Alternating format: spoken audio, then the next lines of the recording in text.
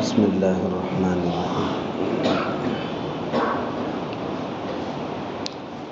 تو جیسے گزشتہ بات عرض کی گئی تھی، نیک صحبتیں یہ زندگی پر بہت زیادہ اثر انداز ہوتی ہے، اور نیک صحبتوں کے بڑے بڑے اثرات زندگی میں اللہ رب العالمین مرتب فرماتے ہیں۔ تو نیک صحبتوں کے بعد جو باتیں سیکھنے کو ملے، ان باتوں کو زندگی میں عملی جامہ پہنانے کی ضرورت ہے۔ اللہ کی مدد آئے گی عمل کے بعد، اللہ کی مدد آئے گی عمل کے بعد۔ اللہ نے جب بھی اپنے انبیاء علیہم الصلاۃ والتسلیم کی مدد فرمائی، وہ عمل کے بعد۔ عمل سے پہلے کوئی اگر مددوں کو دیکھنا چاہتا ہے تو یہ اس کا بس ایک خواب ہے، ورنہ مددوں کے حصول کے لیے ضروری ہے کہ پہلے عمل کیا جائے۔ صحابہ رضوان اللہ تعالی علیہم اجمعین مکہ میں زندگی بسر کر رہے تھے۔ مکی زندگی میں آپ نے بارہا پڑھا اور سنا ہوگا، ایسے ایسے حالات آئے شعب ابی طالب میں، پیارے رسول صلی اللہ علیہ وسلم کو اور آپ کے صحابہ کو 3 سال تک بند رہنا پڑا۔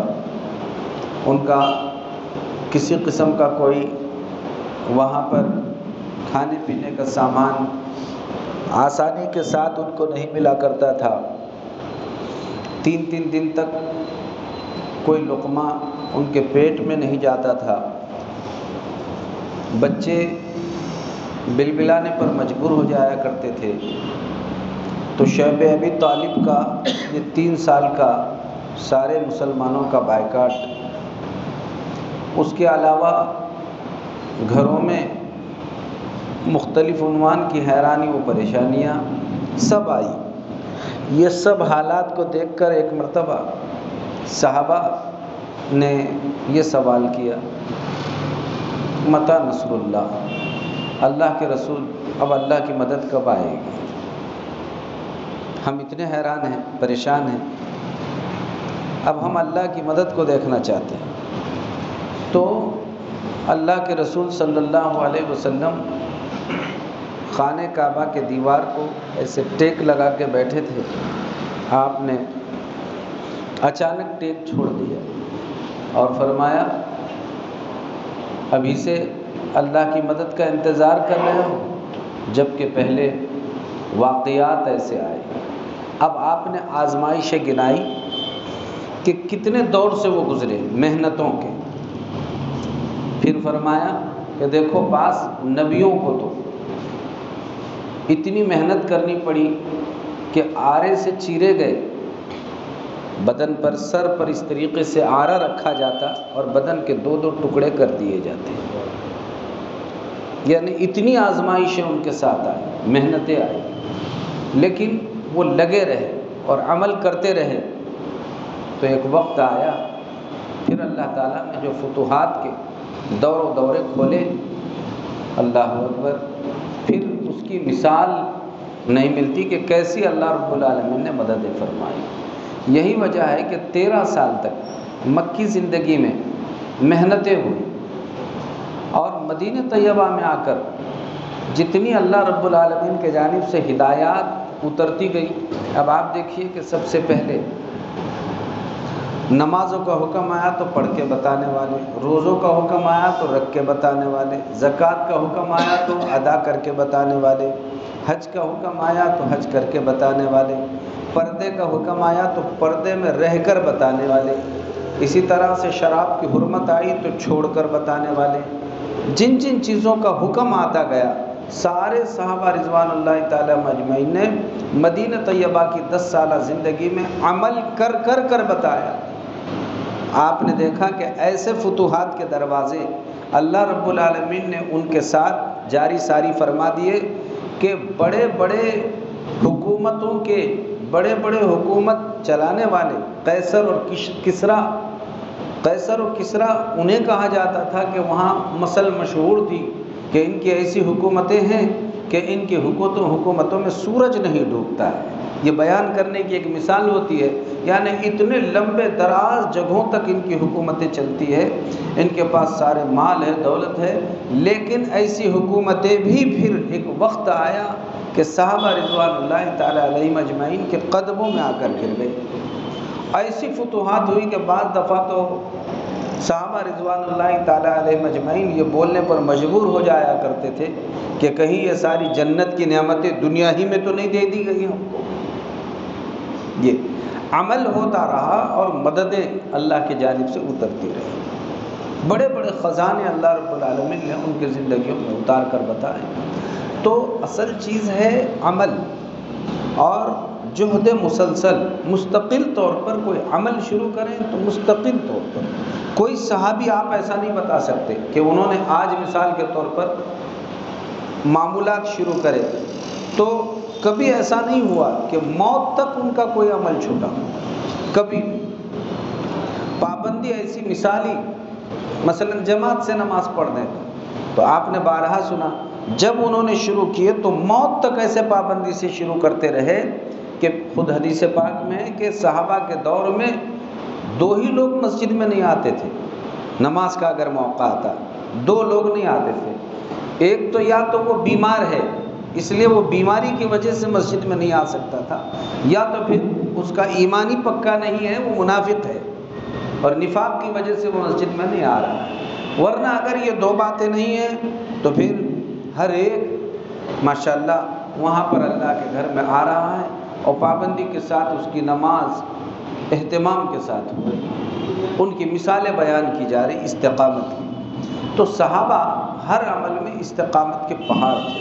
قرآن کریم کی تلاوت کی بات آئی تو صحابہ کے بارے میں مشہور ہے کہ صحابہ روزانہ قرآن کریم کی پوری ایک منزل پڑھا کرتے تھے۔ منزل میں تقریباً 2 سے 2.5 پارے تقریباً آتے ہیں ایک منزل میں، اور اس طرح سے بلکہ کہیں زیادہ آتے ہیں 3 پارے کہیں 5 پارے منزل پڑھنے میں۔ تو منزل پڑھنے کا اہتمام روزانہ صحابہ کا معمول تھا۔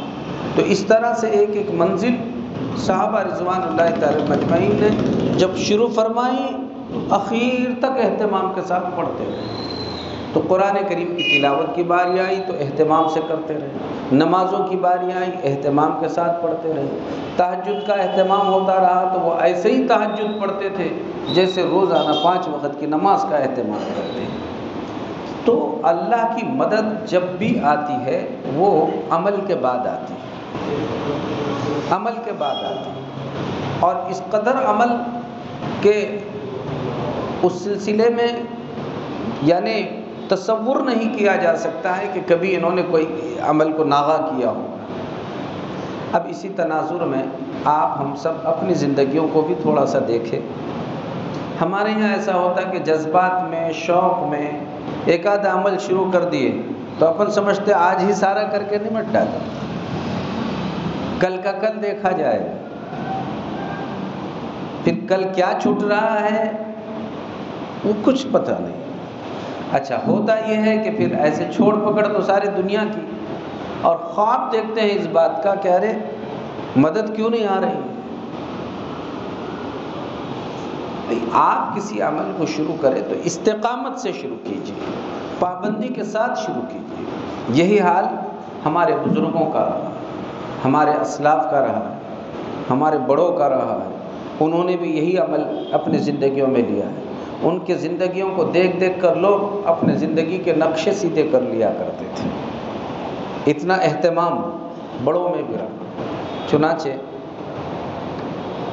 ان کی نمازیں اور ان کا ذکر، ان کی تلاوتیں آپ اگر اندازہ لگائیں گے اندازہ ہوگا کہ یہ کیا ہو رہا ہے، استقامت کس قدر۔ ہمارے ایک اکابرین نے، بزرگوں نے جب استقامت کے ساتھ عمل شروع کر دیا، علماء دیوبند کے اگر آپ واقعات پڑھتے رہیں گے تو پتہ چلے گا۔ ایک مرتبہ ایسا ہوا ہمارے اکابرین میں، بڑے درجے کے ایک عالم دین، ایک مرتبہ بیٹھے اور کوئی مجلس چل رہی تھی، لوگوں نے اس میں کچھ سوالات کم زیادہ کیے، جواب دینے میں ممکن ہے دیر ہو گئی، تو ہوا یہ کہ نماز کا وقت شروع ہوا۔ اب نماز کا وقت شروع ہو گیا اور جماعت کھڑی ہو گئی۔ انہوں نے وضو بنانے کے بعد نماز میں آ کر جب شامل ہو گئے تو جب تک تکبیر تحریمہ ان کی چھوٹ چکی تھی، آ کر جیسے ہی نماز وغیرہ پوری ہو گئی تو نماز کے بعد جو غم کے آثار ان کے چہرے پر طاری تھے، تو چہرے کو دیکھ کر ایسا غم ان سے ظاہر ہو رہا تھا جیسا غم ہمارے یہاں کبھی اولاد کے انتقال کے بعد ہوتا ہے۔ ان سے کسی نے پوچھا کہ حضرت آپ ابھی اتنے خوش و خرم تھے، بات چیت اچھی ہو رہی تھی، اچانک چہرے پر آپ کے تغیر آیا؟ تو حضرت نے فرمایا کیوں نہیں آئے گا، آج تقریباً 22 سال کے بعد پہلی مرتبہ تکبیر تحریمہ چھوٹی۔ یعنی اندازہ لگائیے آپ، ایسے اتنے سالوں تک ان کی صرف تکبیر تحریمہ نہیں چھوٹی۔ اسے استقامت دیکھیے اور عمل دیکھیے۔ اب ایسے عمل ہوتے تھے، اللہ کی مدد ان کے ساتھ شامل حال ہو جایا کرتی تھی۔ اسی تناظر میں بھائیوں ہم سب اپنی زندگیوں کو دیکھنے کی فکر کریں کہ پابندیاں کیسی ہیں ہماری زندگی۔ حضرت علی کرم اللہ وجہہ کے بارے میں مشہور ہے کہ تسبیح فاطمہ جو پڑھتے ہیں ہم 33 مرتبہ سبحان اللہ، 33 مرتبہ الحمدللہ اور 34 مرتبہ اللہ اکبر، یہ ہے تسبیح فاطمہ۔ اللہ کے رسول صلی اللہ علیہ وسلم نے ان کو پڑھنے کو کہا تھا، دونوں میاں بیوی کو، حضرت فاطمہ کو اور حضرت علی کو، کہ سونے سے پہلے تم اس کو اہتمام کے ساتھ کر لیا کرو۔ اب وہ اس کو اتنا پڑھتے رہے۔ ایک دن کسی نے ان سے پوچھا کہ حضرت تسبیح فاطمہ آپ جو پڑھتے ہیں یہ آپ کے معمول کی کیا ترتیب ہے؟ فرمایا اس کی اتنی بڑی ترتیب ہے کہ مجھے جس دن اللہ کے رسول صلی اللہ علیہ وسلم نے یہ پڑھنے کے لیے کہا تھا، اس دن سے جو شروع کیا تو آج تک کبھی ناغہ نہیں۔ تو سامنے والے نے کہا کہ حضرت وہ جو 2 جنگیں ہوئی ہے، جنگ جمل اور جنگ صفین، بہت مشہور جنگیں ہیں اور اس میں سینکڑوں صحابہ شہید ہوئے ہیں۔ وہ بڑا اہم واقعہ ہے، کئی دنوں تک وہ جنگ چلتی رہی۔ پوچھنے والے نے پوچھا کہ حضرت ٹھیک ہے آپ یہ پڑھتے رہے، لیکن وہ جب جنگ چل رہی تھی تو کیا جنگ کے دنوں میں بھی اس کا اہتمام ہوا ہے؟ اب آپ اندازہ لگائیے، یہ تسبیح پڑھنا نہ فرض ہے، نہ واجب ہے، نہ کوئی ضروری ہے، اور اس کے چھوٹنے پر کوئی پکڑ ہونے والی ایسا نہیں ہے، لیکن حضرت علی رضی اللہ عنہ نے اس وقت یہ جواب دیا، الحمدللہ حضور اکرم صلی اللہ علیہ وسلم نے جس دن ہمیں یہ تسبیح پڑھنے کی تلقین فرمائی، تب سے آج تک میرا معمول ہے، حتیٰ کہ جنگوں کے دنوں میں جب رات میں لوگوں کو ڈر ہوتا ہے اب کب کس کی تلوار کس کے گردن پہ چلنے والی ہے، وہ ہوتا رہا، لیکن ان دنوں میں بھی میری تسبیح نہیں چھوٹی۔ اہتمام سے، استقامت سے ہم کرتے رہے، اللہ کے رسول نے بتا دیا تھا کرنا ہے کرتے رہے۔ عمل کے بعد اللہ کی مدد آتی ہے۔ تو اسی تناظر میں ہم سب اپنی زندگیوں کو دیکھیں۔ ہمارا ہوتا حال یہ ہے کہ بس جس دن کا معاملہ ہے اپن بولتے آج تو دیکھو، کل کا اللہ حافظ ہے، کل کا کل دیکھا جائے گا۔ نہیں، کل کا کل نہیں، یہ طے کر لے کہ آج کسی عمل کو ہم کو شروع کرنا ہے، اگر یہ حق ہے، شریعت سنت ہے، موت تک کرتے رہیں گے۔ آپ اس طرح استقامت سے کرنے کے اثرات اپنی زندگی میں پائیں گے، نورانیت اللہ تعالیٰ اس سے کیسی دیتی ہے۔ اور اپنے عمل کو کبھی حقیر نہیں سمجھنا کہ میرے یہ چھوٹے عمل سے کیا ہونے والا ہے۔ آپ نے دیکھا ہے بارہا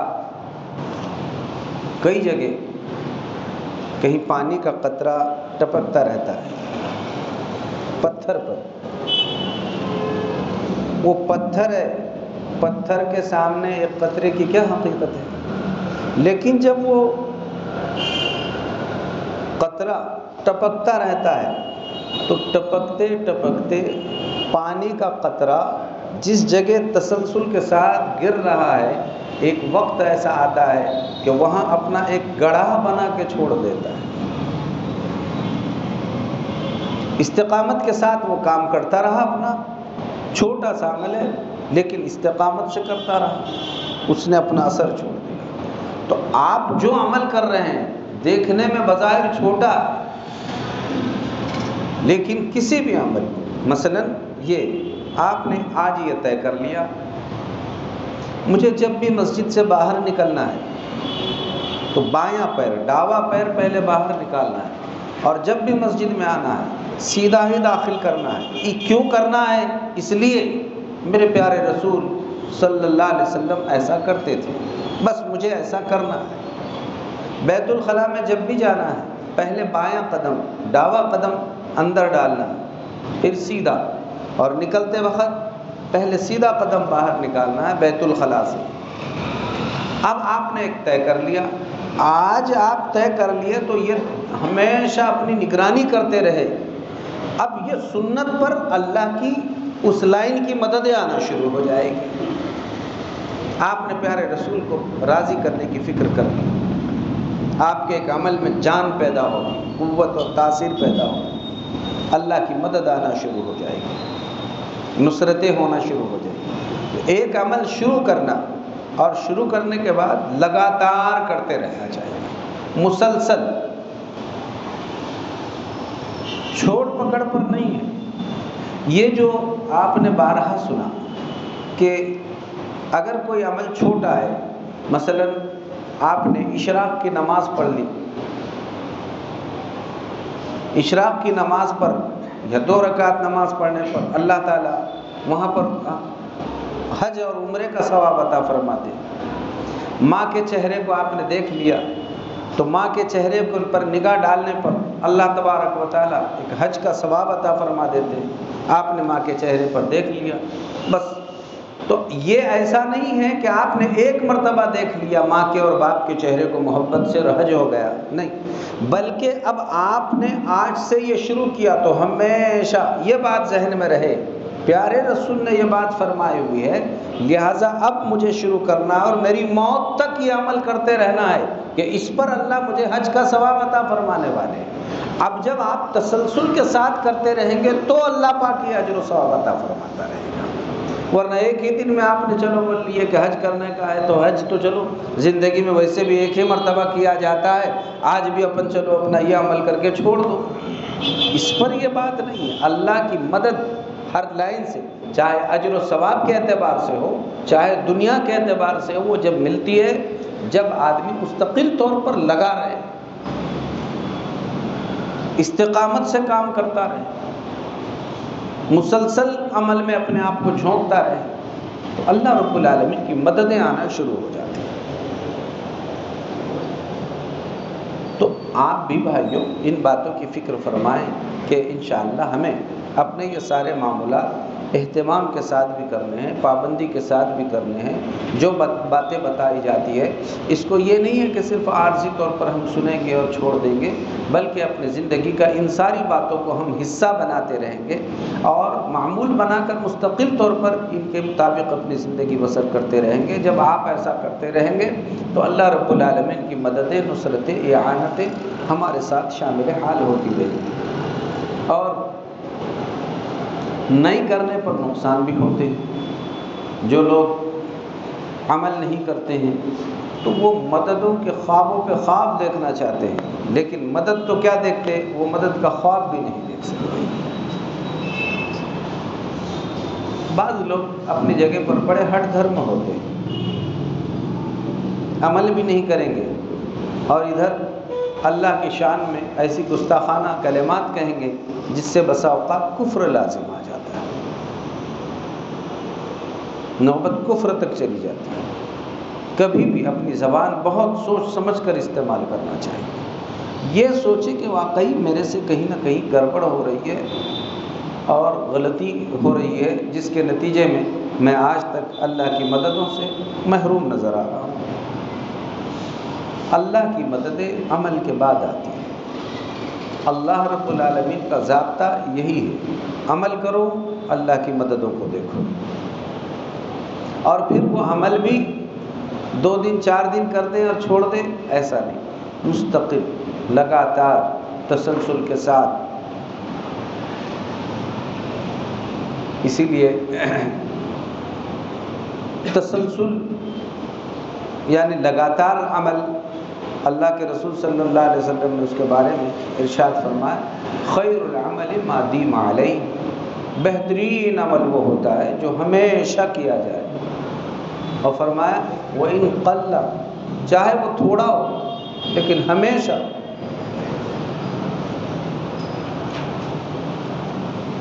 آپ نے کئی مجلسوں میں سنا کہ سونے سے پہلے 3 مرتبہ استغفر اللہ الذی لا الہ الا هو الحی القیوم واتوب الیہ، صرف 3 مرتبہ کہنا چاہیے، لیکن کتنے بندے ہیں جو استقامت سے اس پر عمل کر رہے ہیں مسلسل طور پر؟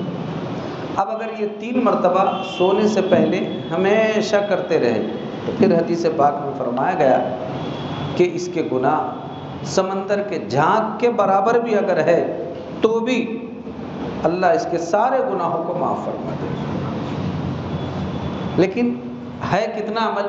استغفر اللہ الذی لا الہ الا هو الحی القیوم واتوب الیہ، استغفر اللہ الذی لا الہ الا هو الحی القیوم واتوب الیہ، استغفر اللہ الذی لا الہ الا هو الحی القیوم واتوب الیہ۔ 1 منٹ بھی ابھی پورا نہیں ہوا اور 3 مرتبہ پڑھنا ہو گیا اور سو جاؤ۔ ہے چھوٹا سا عمل لیکن شیطان بر وقت ایسا بہکا دیتا ہے کہ پڑھنے کا موقع نہیں دیتا ہے، اور اپن سمجھتے ہیں آج تو میں نے پڑھا تھا میری معراج ہو گئی، نہیں، تسلسل سے مستقل کرنا چاہیے۔ اور پھر اللہ نے صاف طور پر قرآن کریم میں یہ بات ارشاد فرمائی، وَمَن يَتَّقِ اللَّهَ يَجْعَلْ لَهُ مَخْرَجًا وَيَرْزُقْهُ مِنْ حَيْثُ لَا يَحْتَسِبُ۔ یہ جب یہاں تک جتنی باتیں کہی گئی یہ تو دینی اعتبار سے ہمارا فائدہ، اب دنیا کے اعتبار سے کہ جو کرنے کے لیے کہا گیا وہ کرنے پر اور جن سے روکا گیا ان سے رکنے پر اللہ تبارک و تعالیٰ کیسے فائدہ پہنچاتے ہیں؟ فرماتے ہیں وَمَن يَتَّقِ اللَّهَ يَجْعَلْ لَهُ مَخْرَجًا، جو جس سے اللہ پاک نے روکا ہے مستقل طور پر اس سے رکتا رہا، وہ کاموں کو چھوڑ دیا جن سے چھوڑنے کو کہا گیا، یجعل لہ مخرجا، اللہ ہر تنگی میں اسے نکلنے کے راستے بنا دیتے ہیں، ہر تنگی میں، ہر مصیبت میں، کتنے ہی بڑی بڑی مصیبتوں میں رہے اللہ نکلنے کے راستے نکال دیتے ہیں۔ یجعل لہ مخرجا وَيَرْزُقْهُ مِنْ حَيْثُ لَا يَحْتَسِبُ، اور ایسی جگہ سے اسے روزی پہنچاتے ہیں جہاں سے پہنچنے کا اسے گمان بھی نہیں ہوتا کہ یہاں سے مجھے روزی ملنے والی ہے۔ ہمیں یہی 2 چیزیں چاہیے کہ روزی روٹی معقول ملے، اور ہمیں یہی چاہیے کہ مصیبتوں سے راستے نکلے۔ اب آپ ہم سب دیکھیں کتنے ہمارے بھائی مختلف مصیبتوں میں پھنسے ہوئے ہیں، مختلف کیا نہیں مسائل، کوئی کورٹ کچہری میں، کوئی کورٹ کچہری میں، کوئی مقدمات میں پھنسا ہوا ہے، کوئی حالات میں گھرا ہوا ہے، یعنی قائمیں نہیں۔ اللہ فرما رہے ہیں تم ایسے موقع پر خاص طور پر اللہ کا تقوی اختیار کرو، جن سے اللہ نے بچنے کو کہا ان سے بچنے کو تسلسل شروع کرو، پابندی شروع کرو۔ تم اپنے نگاہوں سے دیکھیں گے اللہ تم کو آہستہ آہستہ اس میں سے نکال رہا ہے، اور جب بھی مصیبت میں پھنسو گے تب بھی اللہ راستے نکالتا رہے۔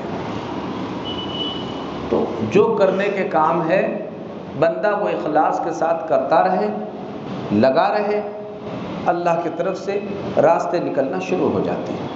اسی تناظر میں وہ واقعہ آپ نے سنا ہے، پیارے رسول صلی اللہ علیہ وسلم نے پچھلی امت کے 3 لوگوں کا ایک واقعہ، بنی اسرائیل کے 3 لوگوں کا ایک واقعہ بیان فرمایا۔ یہ 3 لوگ اپنے کسی ضرورت سے سفر کر رہے تھے، سفر کے دوران یہ لوگ کہیں چلے گئے. اب جب اپنا کام کر کے واپس لوٹ رہے تھے تو واپس لوٹتے وقت زوردار بارش ہوئی، موسلا دھار زوردار بارش، اور ہوا کی طغیانی کیفیات وہاں جاری ہو گئی. اب ایسے میں جان بچانے کی ضرورت پڑتی ہے، راستے میں تو اور کوئی شکل بنتی نہیں جان بچنے کی. تو یہ تینوں حیران و پریشان تھے کہ اب ہماری جان بچنے کی کیا صورت ہو سکتی ہے. جب چل رہے تھے راستے میں ان کو ایک غار نظر آئی. پہاڑی علاقہ تھا، وہ پہاڑی میں غار کا مطلب یہ ہے کہ وہ ایسی شکل تھی کہ بڑی پہاڑی تھی. یہ پہاڑ کے اندر جو ہے ایسی جگہ تھی کہ اگر کوئی اندر بیٹھ جائے تو آرام سے بیٹھ سکتے ہیں. چنانچہ وہ اپنی جان بچانے کے لیے وہ غار میں تینوں کے تینوں داخل ہو گئے. تینوں داخل ہو گئے. اللہ اکبر. اتنا اچھا ان کو موقع مل گیا کہ ساری بارش سے بھی جان بچی، ہوا سے بھی جان بچی، اور ایسا بہترین بن بنایا گھر ان کو ملا کہ شاید وہ ان کے اپنے ذاتی مکان میں بھی اتنے محفوظ نہیں ہوتے تھے جتنے یہ پہاڑی غار میں وہ محفوظ ہو گئے.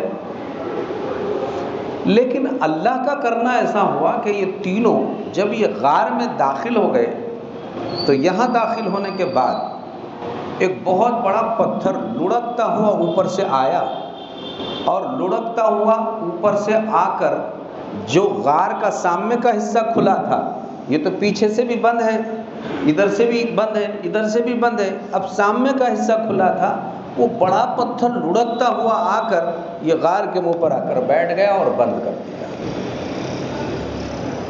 اب گویا بات یہ بنی کہ یہ زندہ ہی مردے ہو گئے، اور گویا زندہ ہی ان کو قبر میں گویا دفن کر دیا گیا. اب اس سے زیادہ کیا نام دیا جا سکتا ہے. تینوں کی طاقت اتنی بڑی چٹان کو ہٹانے میں کیا کام آ سکتی ہے. اب دھیان سے سنو، اتنی بڑی مصیبت آئی، لیکن بات یہ جو اللہ سے ڈرتا ہے، جو تسلسل کے ساتھ اللہ کے کام میں لگا رہتا ہے، اللہ رب العالمین کی مددیں ان کے ساتھ آتی. یہ تینوں زندے ہی اندر، اب گویا موت کے انتظار کے سوا کوئی کام نہیں.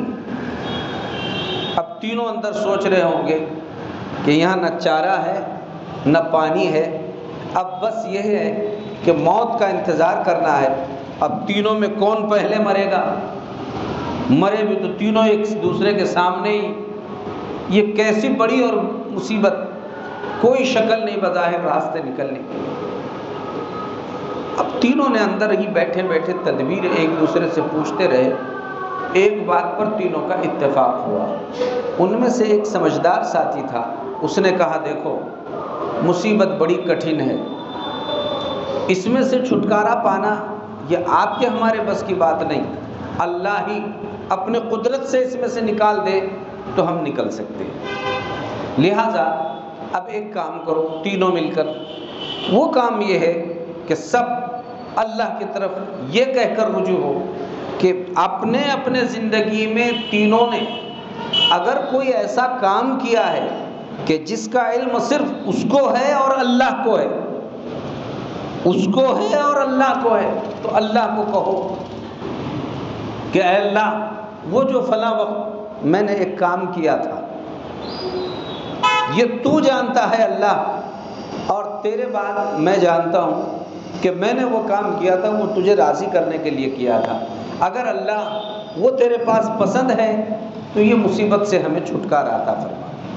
چنانچہ ایک نے دعا کے لیے ہاتھ اٹھائے، اور دعا کے لیے ہاتھ اٹھانے کے بعد اللہ رب العالمین سے اس نے کہا اے اللہ آپ جانتے ہیں کہ میرے بوڑھے ماں باپ تھے، میرے بوڑھے ماں باپ تھے، اور میرا معمول تھا کہ روزانہ میں جب بھی شام میں بکریاں چراتا تھا، بکریاں چرا کر آتا تو میرے بیوی بچوں کو اس وقت تک دودھ نہیں دیتا تھا جب تک میرے ماں باپ کو میں دودھ نہیں پلاتا تھا، اور میں خود اپنے ہاتھوں سے ان کو بکریوں کا دودھ دھو کر پلایا کرتا تھا. ایک رات ایسا ہوا کہ مجھے بکریاں چرا کر گھر میں آنے میں دیر ہو گئی. میرے بوڑھے ماں باپ تھے، انتظار کرتے کرتے سو گئے. اور مجھے دیر ہو گئی تو بوڑھے ماں باپ تھے، میں نے دیکھا کہ بوڑھے ماں باپ سو گئے ہیں، اگر اٹھاتا ہوں تو نیند خراب ہو جاتی ہے، اور نہیں اٹھاتا ہوں تو ادھر بچے بھی بلبلا رہے ہیں، وہ بھی بھوکے ہیں، لیکن میں نے معمول کے خلاف نہیں کیا، تسلسل سے پابندی سے پہلے ماں باپ کو ہی پلاتا رہا۔ تو رات یہ ہو گئی کہ اللہ، میں ویسے ہی دودھ لے کر کھڑا ہوا کہ جب بھی میری ماں اور باپ اٹھیں گے تو پہلے میں ان کو دودھ پلاؤں گا۔ بیچ رات میں میری ماں کی باپ کی آنکھ کھلی تو انہوں نے دیکھا کہ میرا بیٹا وہاں دودھ کا پیالہ لے کے کھڑا ہے، بس میں نے ماں باپ کو پیش کیا، میرے ماں باپ نے وہ پیے اور مجھے اس کے بعد دعا دی۔ اس کے بعد میں نے اپنے بال بچوں کو دودھ پلایا۔ اللہ، اگر تجھے یہ عمل پسند ہے جو میں نے صرف تجھے راضی کرنے کے لیے کیا تھا تو مجھے یہ مصیبت سے نجات عطا فرما دے۔ یہ کہنا تھا کہ پتھر باضابطہ تھوڑا سا ہٹ گیا، اور ایسا ہٹا جیسے JCB سے ہٹایا جا رہا ہے، تھوڑا سا ہٹا، لیکن پھر بھی ایسا نہیں ہٹا کہ نکل سکتے۔ تو ہم کو امیدیں بند آئی کہ باہر سے ہوا تو آنا شروع ہو گئی اندر سے۔ دوسرے نے پھر دعا کے لیے اپنے ہاتھ اٹھائے، اور اس نے بھی اللہ رب العالمین کو اپنے ایک عمل کا واسطہ دیا۔ اس کی دعا کی برکت سے، یعنی اس نے باضابطہ کہا کہ میری چچا زاد ایک بہن تھی، اور بات ایسی ہے کہ وہ بڑی محتاج تھی اور بہت زیادہ محتاج تھی۔ ایک مرتبہ وہ اپنی ضرورت لے کر میرے پاس آئی کہ مجھے اتنے پیسوں کی ضرورت ہے، لیکن میں نے شرط کے ساتھ کہ اس کو قبول کیا کہ اگر تو مجھے بدکاری کرنے کا تیرے ساتھ موقع دیتی ہے تو میں تجھے اتنی رقم دینے کے لیے تیار ہوں۔ وہ بہت مجبور تھی، راضی ہو گئی۔ اتفاق ایسا ہوا کہ وہ سارے موقع مجھے مل گئے اور میں اس پر پوری طرح قابو پا چکا۔ اس نے اچانک اس کے زبان سے یہ جملہ نکلا، اتق اللہ۔ میں آج تک اپنی عزت اور عصمت کی حفاظت کرتے ہوئے آئی اور آج بھی کرنا چاہتی ہوں، بھائی ذرا اللہ سے ڈر، غلط کام میرے ساتھ مت کر، میرے مجبوری کا غلط فائدہ مت اٹھا۔ فوراً میں نے اسے چھوڑ دیا، اور اللہ آپ کے ڈر سے میں نے وہ عمل چھوڑ دیا تھا۔ اگر آپ کو یہ ادا پسند ہے تو آپ اس کے برکت سے یہ مصیبت کو ہٹا دیجیے۔ پھر کہتے ہیں کہ پتھر اور ہٹا، ایسا ہٹا جیسے JCB اس کو ہٹا رہی ہے، اپنے زبان میں یوں کہا جائے۔ تیسرے نے بھی اپنی ایسی ہی بات اللہ کے دربار میں کہی۔ اب تیسرے نے جب اپنی بات کہی تو کہتے ہیں وہ کہنے کے بعد تو پتھر ایسا ہٹ گیا کہ گویا باضابطہ اسے ان تینوں کے لیے ہٹا دیا گیا ہے۔ پتھر ہٹ گیا، بارش بھی رک گئی، عافیت کے ساتھ تینوں اپنے ماں باپ کے گھر پہنچ گئے، بیوی بچوں میں پہنچ گئے۔ اللہ تبارک و تعالیٰ نے راستہ اس میں پیدا فرما دیا۔ آپ کو یہ واقعہ کہنے کا مقصد یہ ہے کہ دیکھیے، وہ تینوں کے زندگی میں پابندی کے ساتھ عمل تھا۔